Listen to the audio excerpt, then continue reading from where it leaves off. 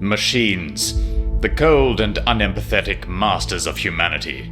And also our small, unfailing, trusted friends. Why, thank you! You're welcome. The question is, how do we animate machines and give them life and personality in our pixel art? Well, that's what we're here to figure out today. So dive on in with me and let's see what we can rustle up.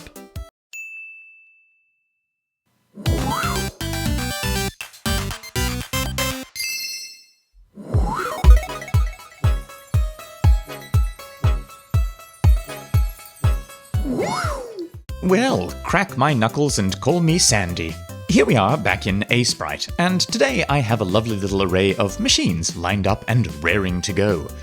Well, I admit they look a little inert right now, but that won't be the case for long. So let's begin by plucking one of these machines out. Let's say you there, you happy little tape deck. As usual, these sprites are available for download, just follow the link in the video description below. So once we've copied that sprite, what we're now going to do is start a new document with the dimensions big enough to hold all the machines we're going to animate today. So let's just choose, oh, I don't know, 80 by 80. Yes, that ought to do the trick. Yeah, jolly good. And now that we're in this new document, we're going to create a new layer. Hit Shift-N to do so, and I'm just going to call this Tape Deck. And now we can paste our sprite in, at which point the magic begins. I mean, to be honest, the real magic will be if any of you lovely viewers actually know what a tape deck is. They had their uses, but I do not miss rewinding and fast forwarding. Yes, I'm that old. Moving on. Before we start with the actual animating, it's worth having a little think about how the animation's actually going to work. And in this case, we're going to keep things really simple and just have these little reels of tape rotating, because that's what they did. I have absolutely no idea how this thing works.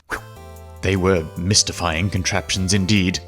But what shouldn't be mystifying is adding new frames in A-Sprite. To do so, all you have to do is hit Option N, which I believe on Windows is Alt N.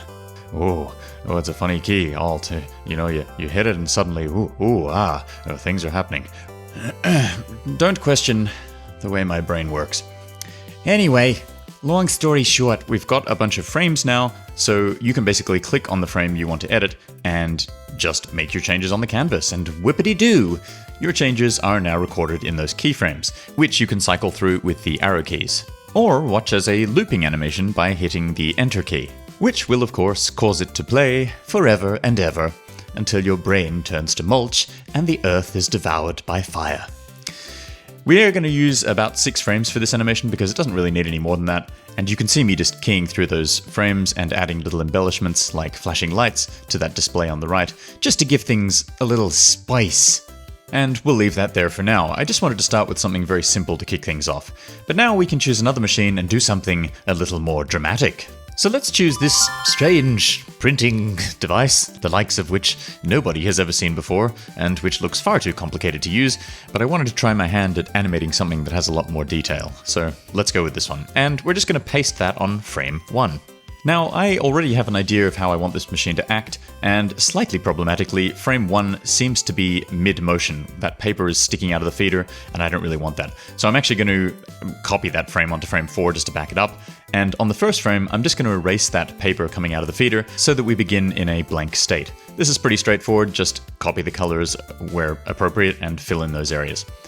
Of course, we know that at some point we need to get to this state on frame 4, and I'm imagining that the movement will be broken down roughly as I'm indicating here. So on frame 2 and frame 3, we can kind of see where the paper should be to end up where it is on frame 4. Now, let's go ahead and copy frame 1 onto the next couple of frames, so we have something to work with. And off we go! Just remember that as the paper comes out, of course it's going to droop a little bit, so make sure to keep it droopy. And also, though it's a bit more difficult, match up those little puntitos, the little dots on the paper, whatever they might be. I imagine that it's, I don't know, printing out code or some sort of, maybe braille, who knows. And once you've got those frames with the paper sticking out, don't forget to add some shadowing behind it. But, hey Jimzip, how do I know how a paper is supposed to move? You say, if you're from Italy. And to that I would reply how I always reply. Grab a piece of paper and take it for a spin. Twist it and turn it and fling it about. Oh, what fun we can have with a piece of paper. And therefore we shall learn how it moves. I'm an idiot.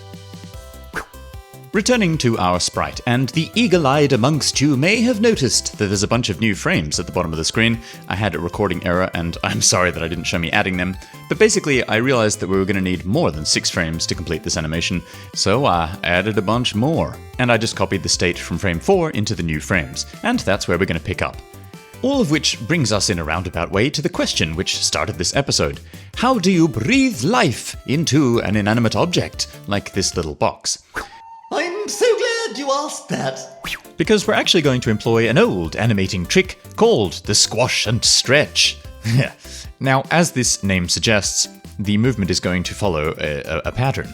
And it's not overly complex. Oh, all right, you've twisted my arm. Let's see how it's done. Mesdames et messieurs, for this demonstration we are going to use a common household ball. Because they are inanimate, they can deform, and they're simple. So let's imagine that we want to animate this ball rolling off the table, hitting the ground, bouncing, and launching back up into the air. Now you could just keep the ball the same shape as it is now, i.e. completely round, but that would end up looking weird and pretty boring. Instead, what we want to do is simulate physics, and in fact we want to go a step further than that. We want to exaggerate physics. That means that when the ball is in motion, we are going to deform it accordingly. To understand how this might look, take any object that's kind of squishy and have a play with it. Imagine it falling down, hitting a surface, and then bouncing off again. So how does this look in practice? Well, here we have our ball on the table. The next frame will be the ball falling towards the ground, but it has some sideways momentum as well, so it's going to be falling slightly diagonally. When we add the stretch to this, it gives the impression of motion, movement, weight, all that good stuff. The next frame is a juicy one, because this is where it deforms the most dramatically when it hits the ground and squishes. Now exactly how much it squishes is going to depend on a number of factors, including how fast the object is moving, how far it's fallen, and how heavy it is, and of course, what it's made from. The next frame is the bounce, and you can see that the deformation is not quite as extreme as the falling one, number 2, and that's because objects are going to lose energy as they move over time, especially if something's falling and bouncing. As everyone knows, it gradually comes to a stop. So the deformations are going to get less dramatic as we go along. And then of course we have the final frame, where the ball reaches its new peak slightly lower than it was originally because it's losing energy, and it will continue to bounce from there. That is not the most precise example, especially not of physics, but it gets the concept of the squash and stretch across pretty well, I think. You can apply this to anything: creatures, faces, inanimate objects, rigid, whatever you want. Basically anything that's animated which is moving will look better with this concept applied to it. And once you start looking for this in the animations you watch, you will see it everywhere. It's kind of the animator's bread and butter. Okay, so you can see that I've already started applying this concept to this computer. However, as this object is not starting with a fall, it's starting on the ground, it has to basically squat or squish itself down and build up that energy and then release itself, power itself up into the air. And I'm doing this basically by bringing the top of the object down and pushing the sides of it out to give it that bulgy kind of appearance. Now there is always that fear when you start manipulating something that you've spent a long time designing that you're going to ruin it or break it or whatever, but honestly, just be bold. Get in there with your marquee tool and start pushing things around and see what works and what doesn't. And if something doesn't work, well, we always have backups. There's always the undo key. And once we've got that squishy energy build-up state that we want nailed down, it's time to move on to the stretch part. Now the machine is going to start thrusting itself up into the air, releasing that energy to give itself some lift, and accordingly it's going to stretch. So you can see that I've shifted the whole sprite up a bit, and I'm checking the previous frame constantly just to see if things kind of move the way I want them to. At the moment it looks like it's working pretty well. Except for the fact that I realized I was not going to get this done in 12 frames, so naughty naughty, I've added 2 more. Please forgive me. Other than that, some elements of this machine might look pretty darn funky right now, but that's all, cleanup work for later on. Right now, we just want to focus on the motion. If you are really unsure about how to animate something, don't be afraid just to do a basic wireframe of it. You just select any color at all, create a new layer, and just block the animation out in just really simple outlines. And this helps a lot, especially if you're not used to the motion and you're trying something new. It really gives you a good idea of how things should move and how things are moving. And all it takes is a simple outline. You can bang it out in 10 minutes or less. As mentioned, you might have noticed that I keep returning to the earlier frames as I'm progressing through this. This is pretty standard actually. I'm just trying to emphasize the movement as much as I can, so I'm going back to earlier frames and really exaggerating things, trying to squeeze as much as I can out of this little sprite. with all those frames filled in, we are basically at the end of our 14 frame animation for this little guy. And let's hope those extra 2 frames don't come back to bite us. But when I hit play here and run through it, the basic motion is there, it just needs a lot more refining. And of course one thing I still need to tweak is this paper.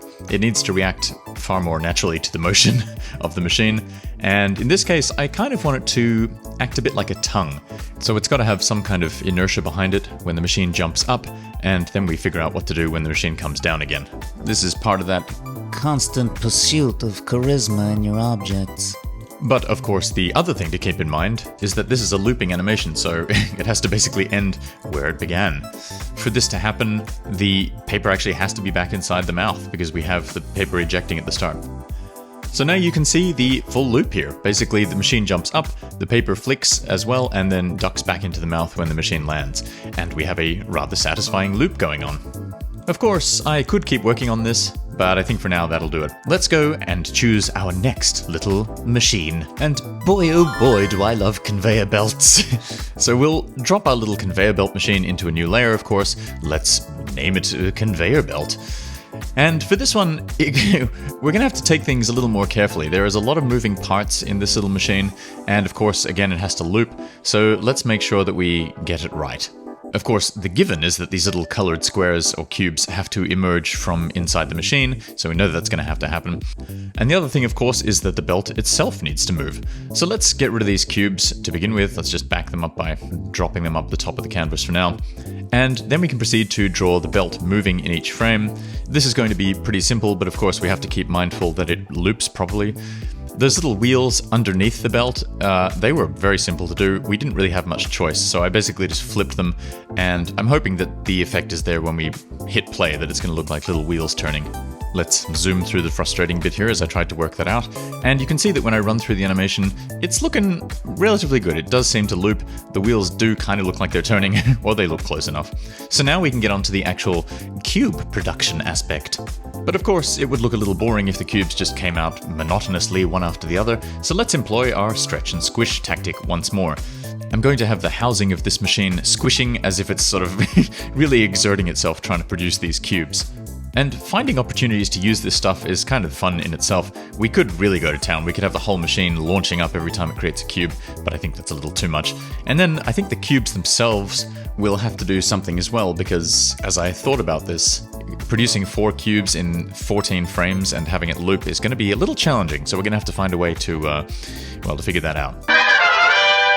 Good news, everyone! I figured it out.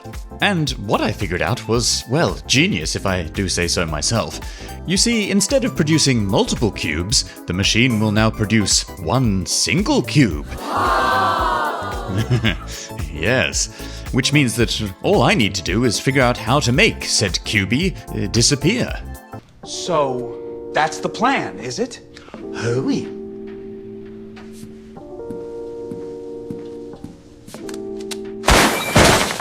All right.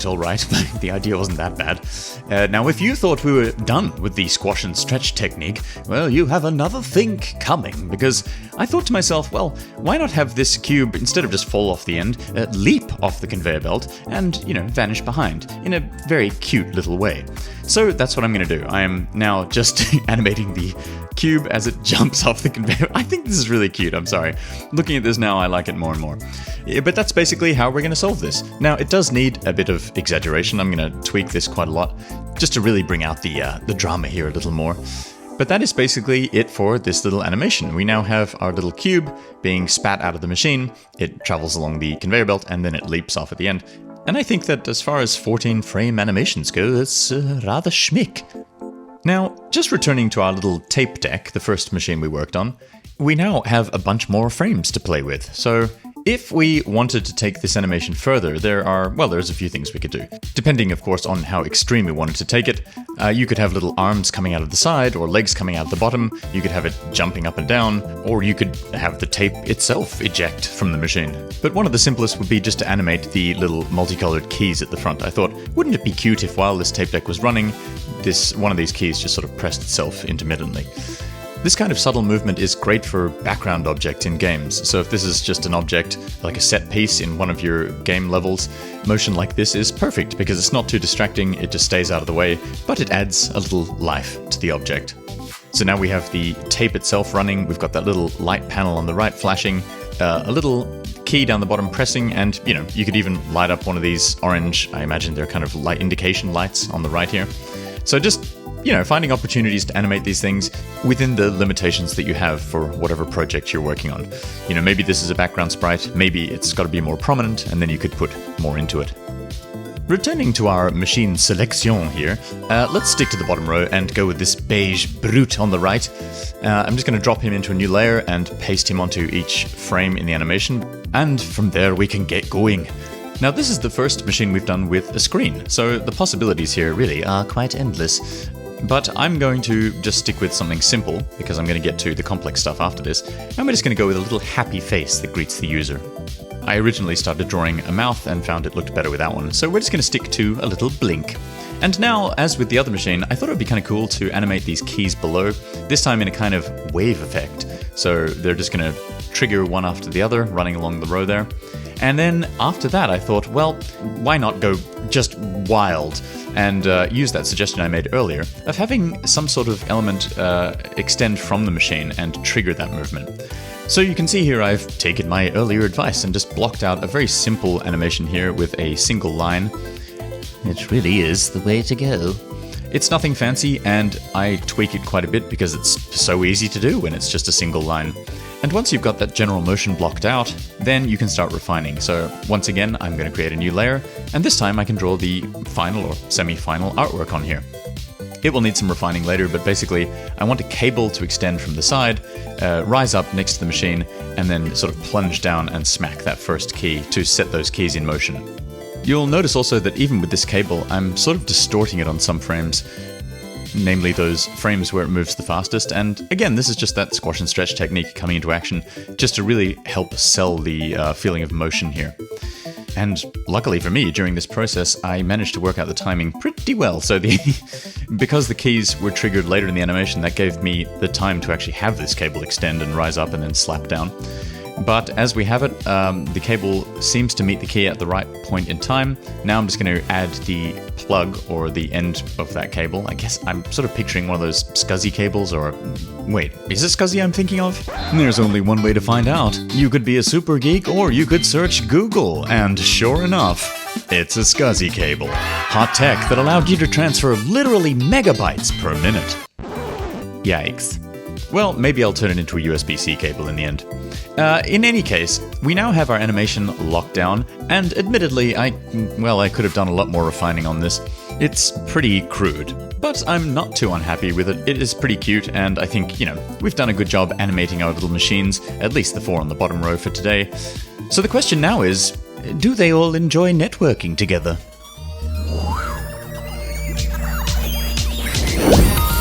Ah, 4 little machines, a symphony of clicks and whirs, and if these were in the background of some little game, I think they'd be quite delightful. Especially that little cube. Well, that just about caps that one off. I do love the click and whir of a machine now and then. Anyway, if you enjoyed this episode, show me some love by hitting that like button, or subscribe to see more episodes like this in the future. Of course, you can always comment as well to tell me what you would like to see in the next episode of Pixorama. Until then, I'm Jimzip.